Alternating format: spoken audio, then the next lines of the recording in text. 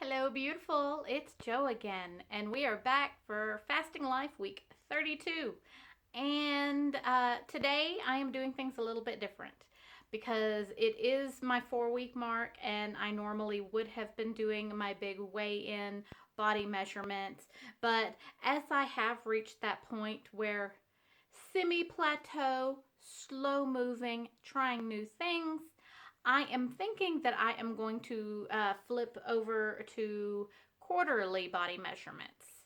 So every 3 months or so, maybe, we will see if I feel like there is a moment where there's been a big shift. I might do one earlier than 3 months, but we're at basically 1 month now, so we've got a good 2 months until I do my next measurement, which probably puts me somewhere in the January range. So I'm thinking maybe at the beginning of the year, like New Year's first week of January, I might shift into my full new yearly pattern or my quarterly pattern. Beyond that, I am still doing OMAD and still trying to shift into carnivore. The switch into carnivore has been pretty good. It's not been a problem.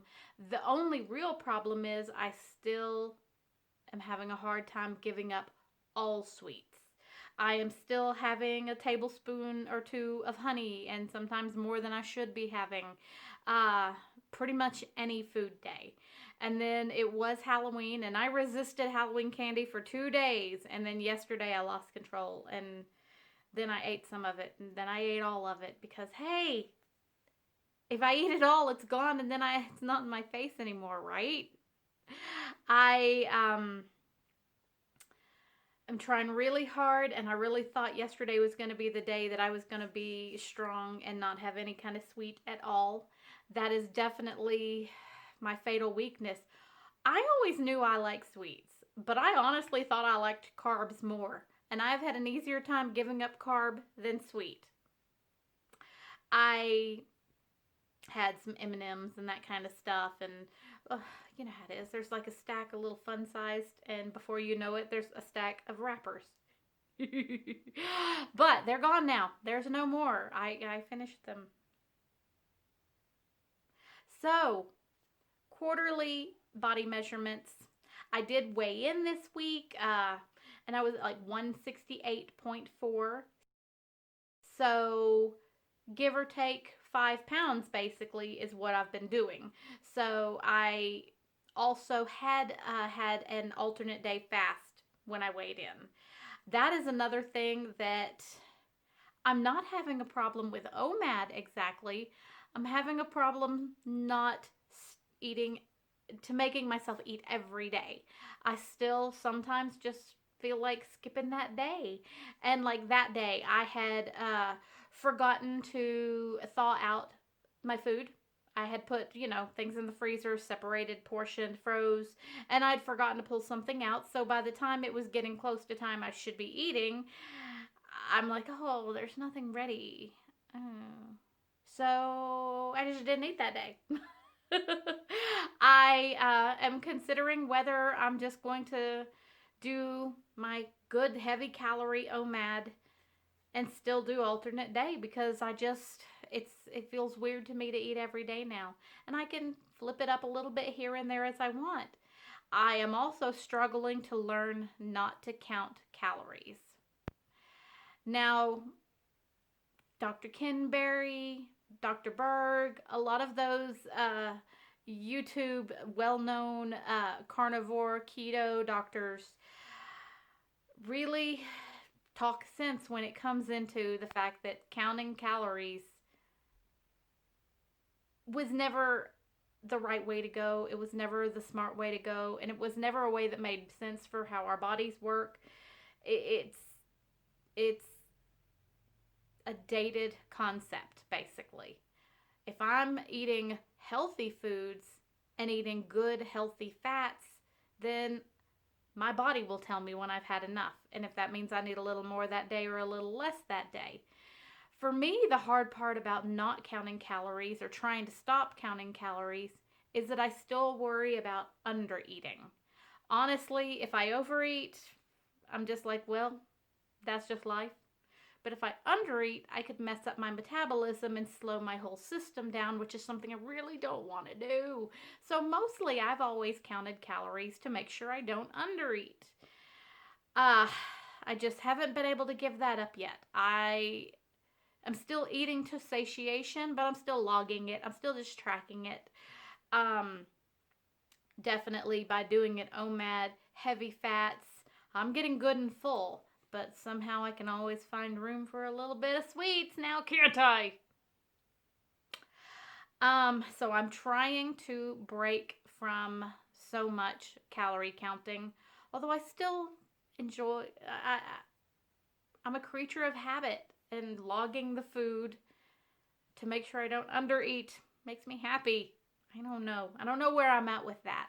I know that I'm not going to stress too much overeating if it's healthy food.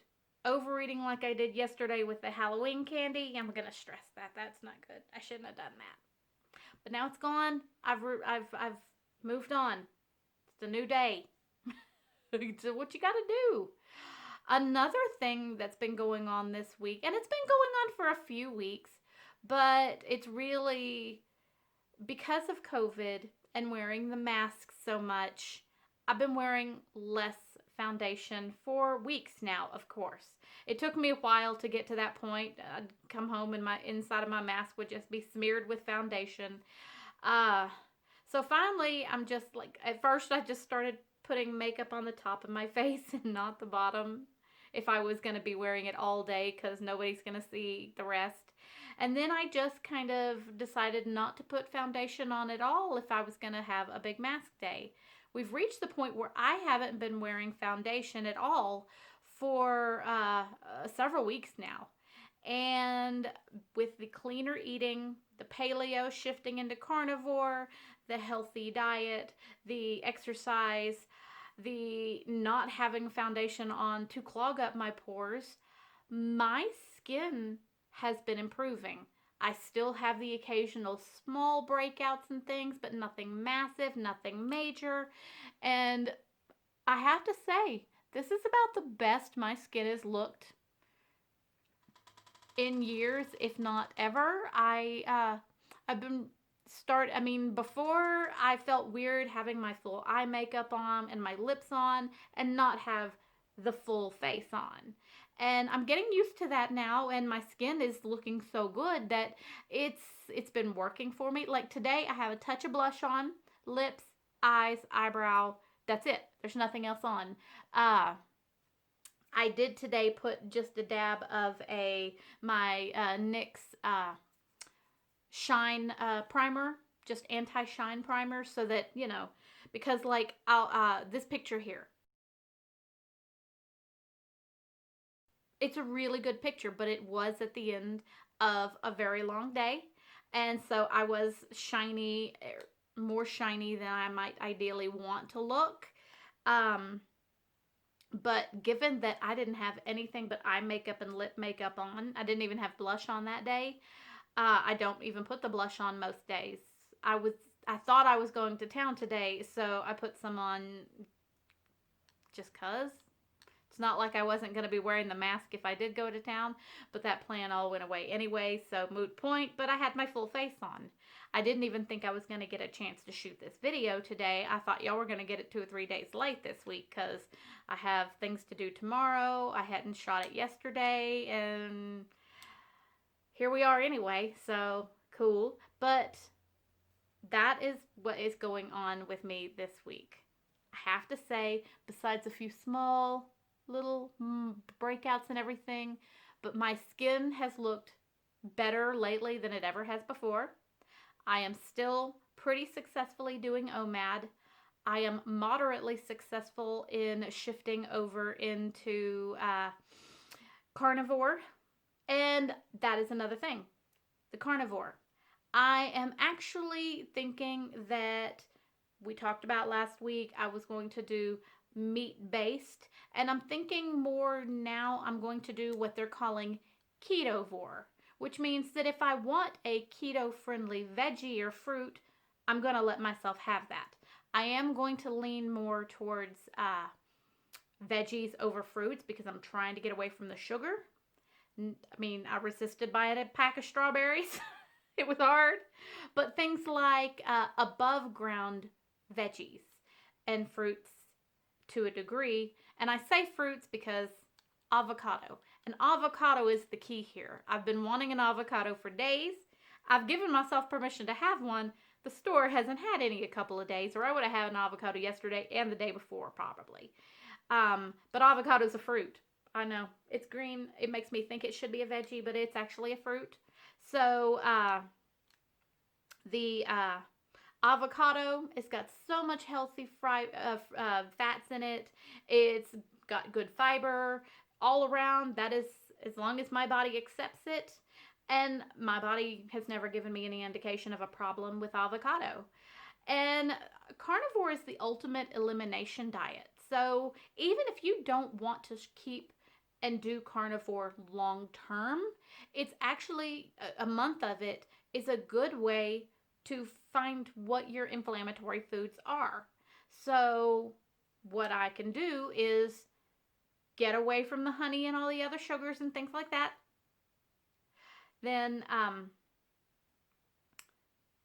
stick to my very clean, basic carnivore diet, and then periodically work in keto friendly fruits and veggies and nuts and things, and determine slowly if my body has any sort of an adverse reaction to any of them. So if I'm eating really, really clean and I have no dysfunction going on in my body whatsoever, and then the next day I work in an avocado and have a terrible stomach, or bloating, or swelling, or just misery, then I know that that is not the fruit for me. And like, I'm pretty sure that broccoli was starting to give me problems, but it is a cruciferous vegetable. It does give me a lot of gas and stuff. Um, Within a lot more moderation, I don't think it would so much, but we were talking an entire thing of broccoli, an entire frozen package. So yeah, it gave me terrible gas. Um, it made me uncomfortable and bloated feeling. So those are things that I can approach very, very carefully and see what happens. But I'm still been really happy with the primarily carnivore. Honestly, avocado has been calling me. Nothing else really has.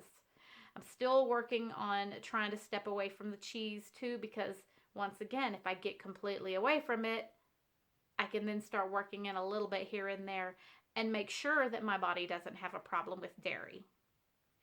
I am still doing the salted butter though, adding that fat in. And I have started finding ways to add it in differently. So, like in my bone broth that I have when I'm getting ready to eat, I'm still having that every food day. And I've started putting a pat of salted butter in it that gives me extra salts, that gives me more fats. Tastes perfectly fine in bone broth. It's not like I haven't quite got to the point of being able to just eat some butter like people do. That is not where I'm at, but it's not something I'm against. It's something that may eventually happen if I am finding myself much more satiated.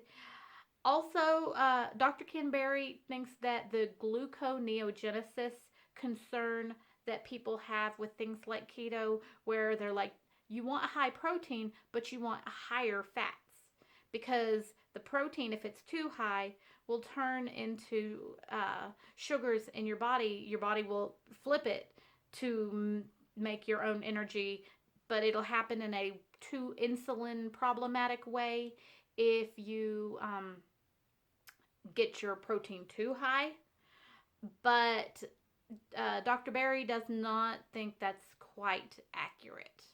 I wonder if I should look into getting a keto monitor, the blood testing kind, or blood sugar monitor testing, just so I can see how my body is reacting to some of these things. Because that is one of my main concerns, is not turning into a diabetic. I want to be healthy and look good. Health has always been the first key of what I've been doing this whole time. So that is absolutely one of the main reasons I make some of the choices I make, because I want them to be healthier choices. And I've reached the point in my life where I've never been a big fad dieter, and I don't feel like that's exactly what I'm doing now because these are lifestyle changes. They're not fad diet changes for me.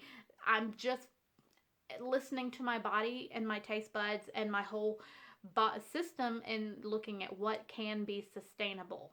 And I feel like these are sustainable choices for long term health, not I'm going to go back to crappy eating the minute I reach a weight goal. That's not my plan. I actually had that week of going back to a standard crappy American diet, and I didn't even get that much of a charge out of it satiation wise. I ate everything I wanted, but I felt terrible. I felt terrible. That is not sustainable. Feeling that bad for no reason because you lost control of your eating and gave yourself permission to do bad things, that is not sustainable. Having an occasional treat or being with friends and doing something, that's an exception to the rule and something that you let yourself have for sociability and because it's a treat. And that's what it's got to be, a treat. I've said it before and I'll say it again. My mom would go, I'm going to have some ice cream today. I'm going to treat myself. It's not a treat if you have it every day, Mama. You're supposed to do that once in a while, once a week, even once a month, something. Like I'm thinking maybe once a month, a chippy ice cream cheesecakey splurge would be completely sustainable for me without making my whole life a misery. Once a month, not constant. Hey, it's almost Christmas, it's almost Thanksgiving, it's almost my birthday. Treat day, not let's go wild and gain every pound back for no good reason and feel crappy while you're doing it. I don't want to feel crappy. Uh, and I feel pretty good these days, and I like that, and I'm going to keep working on that. So that is where we're at today. OMAD's still working, shifting to Ketovore, Carnivore, working pretty well. Still trying to break off the sugars though. And my skin is looking better than it has probably ever. Even as a teenager, I was that teenager who had regular small breakouts. I never had the blew up face, but I always had 2 or 3 little somethings going on that were bothering me. So good skin is another reward of the changes I've been making. Now, please do subscribe, like, comment, notification bell, all the things. I love to hear from y'all. And you have a beautiful, beautiful day.